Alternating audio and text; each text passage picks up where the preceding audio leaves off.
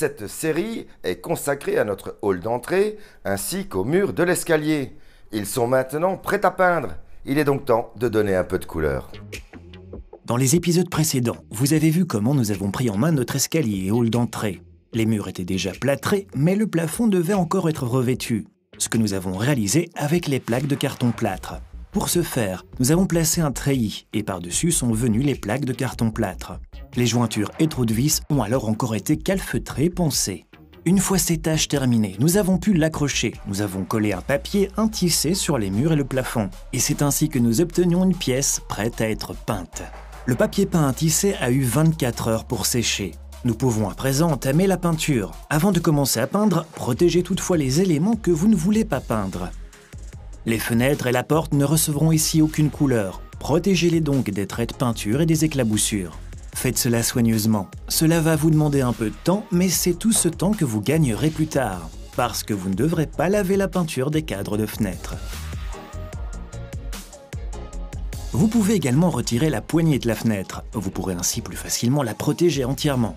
Ce n'est pas difficile, tournez simplement la plaquette de protection et dévissez.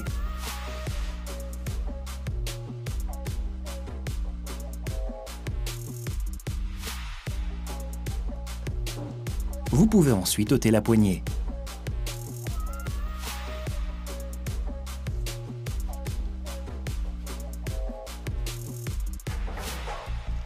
Une fois tout protégé, vous pouvez appliquer une couche d'après. Pour cela, nous utilisons des seaux de peinture avec des bacs, le primer bien entendu, des pinceaux et des rouleaux. Et nous utilisons également une perche télescopique adaptée à la peinture. Vous pouvez commencer à peindre. Placez un bac dans le récipient à peinture, ce qui vous évitera à devoir le rincer par la suite.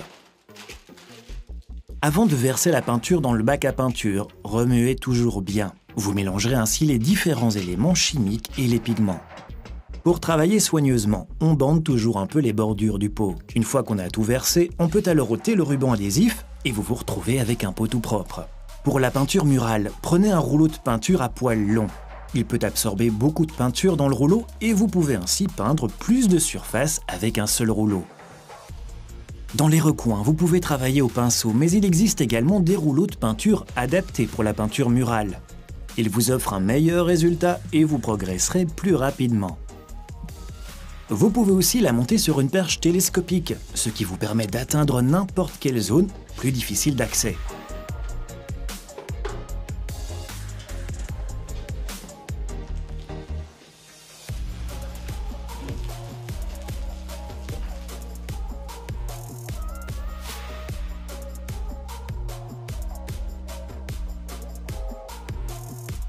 Pour le reste du plafond, là aussi, vous pouvez favoriser une perche pour votre rouleau de peinture. Vous éviterez de devoir passer par un tabouret ou une échelle.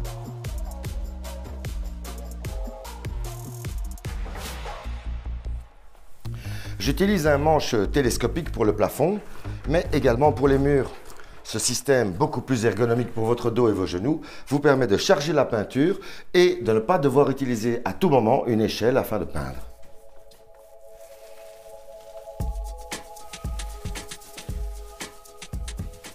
Dans les coins autour des fenêtres ou portes, vous devez évidemment procéder avec un pinceau.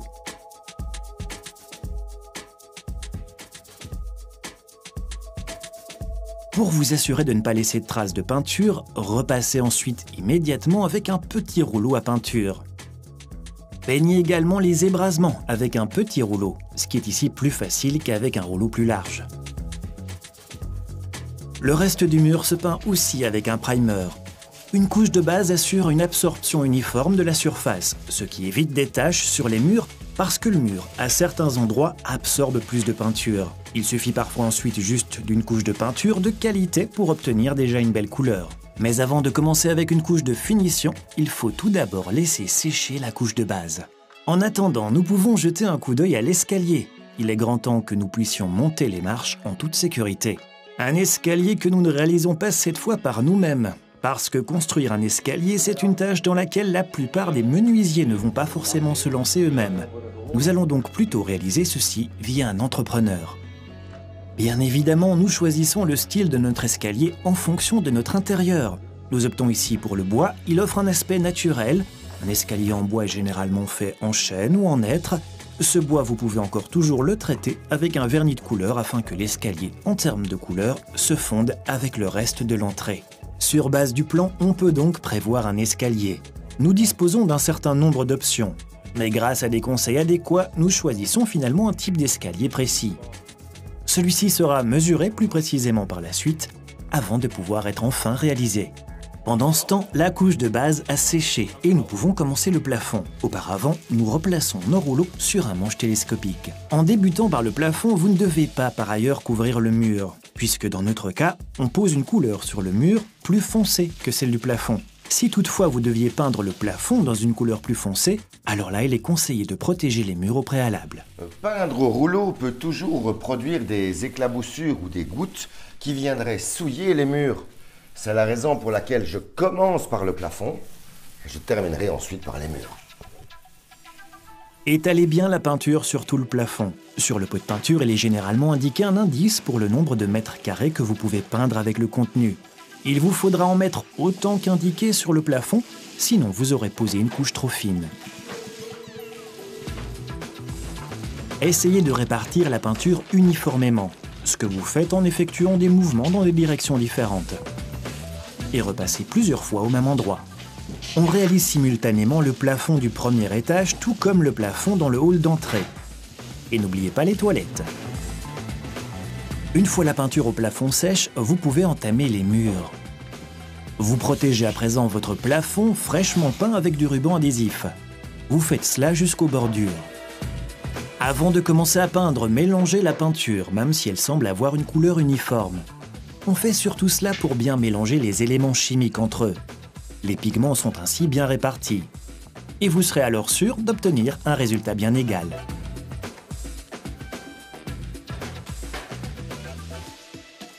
Commencez comme toujours avec les bords. À l'aide d'un pinceau, vous allez dans les recoins, il ne faut pas en mettre beaucoup. Trop de peinture pourrait se glisser derrière le ruban de protection. Répartissez bien la peinture avec votre pinceau afin d'éviter des coulures. Pour les recoins, vous allez peindre plus facilement avec un pinceau à pointe. Ici, les poils se concentrent en une pointe, ce qui vous permet de peindre dans les coins sans trop entamer le mur adjacent. Une fois la peinture faite au pinceau, vous y retournez de suite avec votre petit rouleau.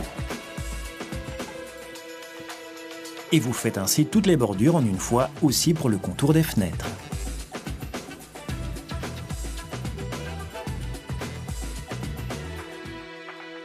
Une fois toutes les bordures peintes, vous pouvez travailler l'avant. Vous opérez avec le gros rouleau. Utilisez encore votre manche télescopique. Cela vous évitera de devoir vous courber pour prendre de la peinture. En outre, vous allez travailler de manière plus ergonomique. Et en peignant au mur, plus besoin de vous plier ou de vous étendre, que ce soit vers le haut ou vers le bas. Utilisez aussi un bon rouleau, adapté pour peindre un mur. Celui-ci va mieux répandre la peinture, ce qui vous rend la tâche plus facile. Répartissez la peinture chaque fois dans un tracé MW. On peint en premier la lettre M, puis la lettre W. Et on poursuit en ce sens un certain nombre de fois jusqu'à ce que tout soit bien réparti.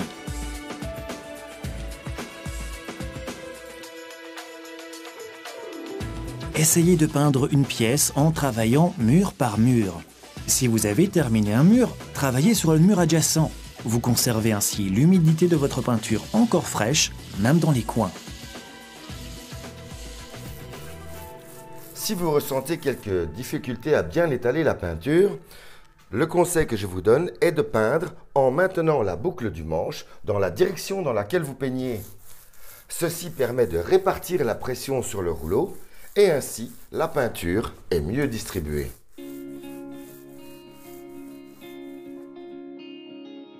Vous pouvez également prévoir une peinture pour les murs du bas. Chaque fois que vous remplissez votre bac à peinture, pensez d'abord à tout bien remélanger.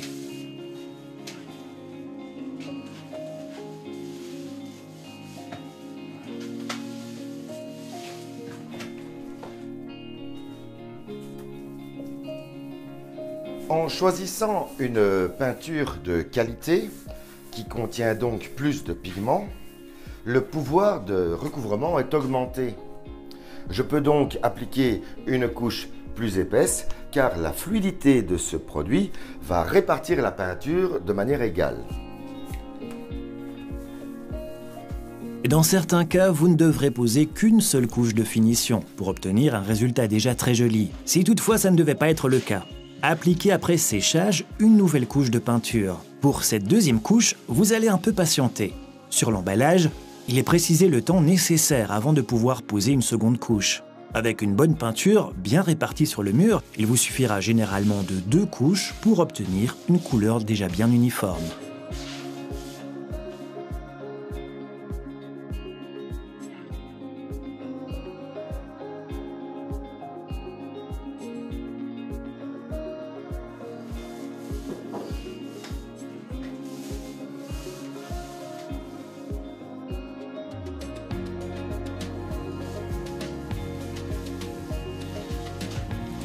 Vous avez posé la seconde couche, vous pouvez alors ôter le ruban.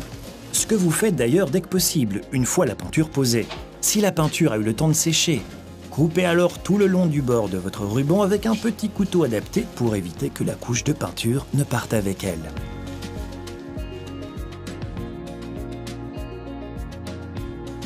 Le mur qui entoure l'escalier va recevoir une teinte foncée. Une couleur plus foncée à l'escalier sera pratique, étant donné que vous remarquerez moins les taches de saleté.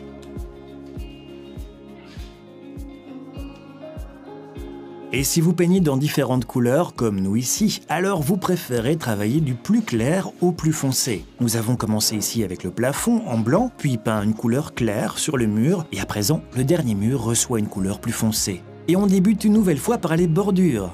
Commencez par peindre dans le coin avec votre pinceau à pointe. Pour atténuer l'effet du pinceau, on repasse ensuite avec un petit rouleau de peinture.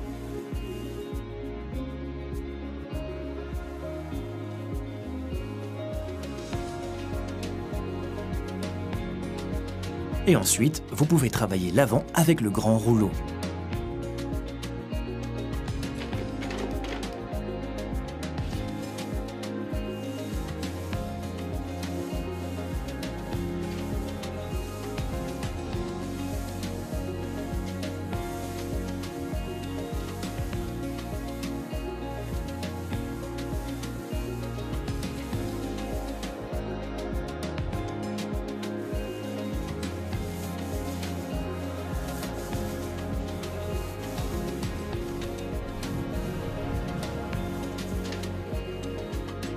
Une fois la peinture posée, vous pouvez retirer le ruban et laisser la peinture sécher.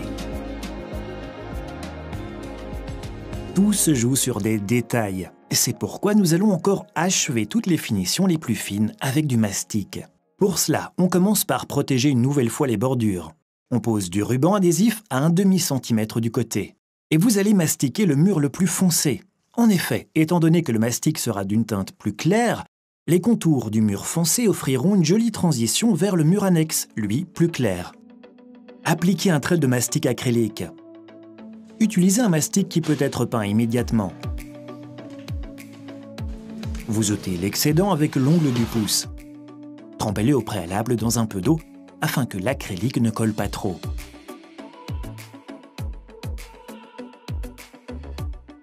Une fois l'excédent retiré, repassez une nouvelle fois avec votre doigt mouillé le long de votre jointure. À présent que vous avez une jointure lisse, vous pouvez utiliser à nouveau votre pinceau et la bonne couleur. Le mastic, lui, peut encore être humide.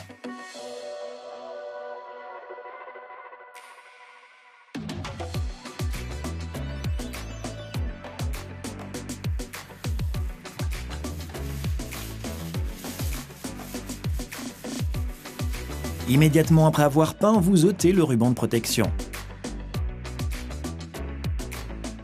Laissez à présent la peinture sécher.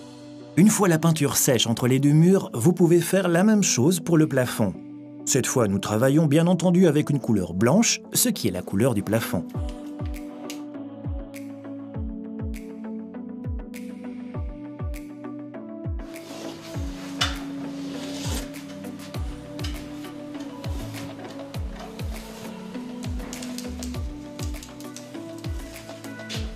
Une ligne d'acrylique sera également ajoutée autour des fenêtres. Vous ne devrez pas la peindre. Appliquez bien évidemment l'acrylique dans la même couleur que les cadres de votre fenêtre.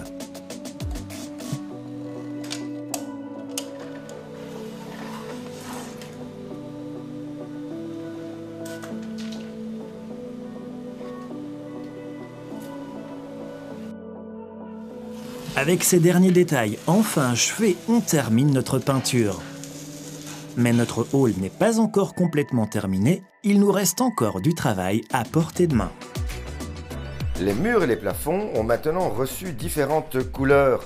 Vous pouvez revoir comment nous avons fait sur notre site web dobit.be, sur lequel vous pouvez également vous enregistrer à notre magazine en ligne.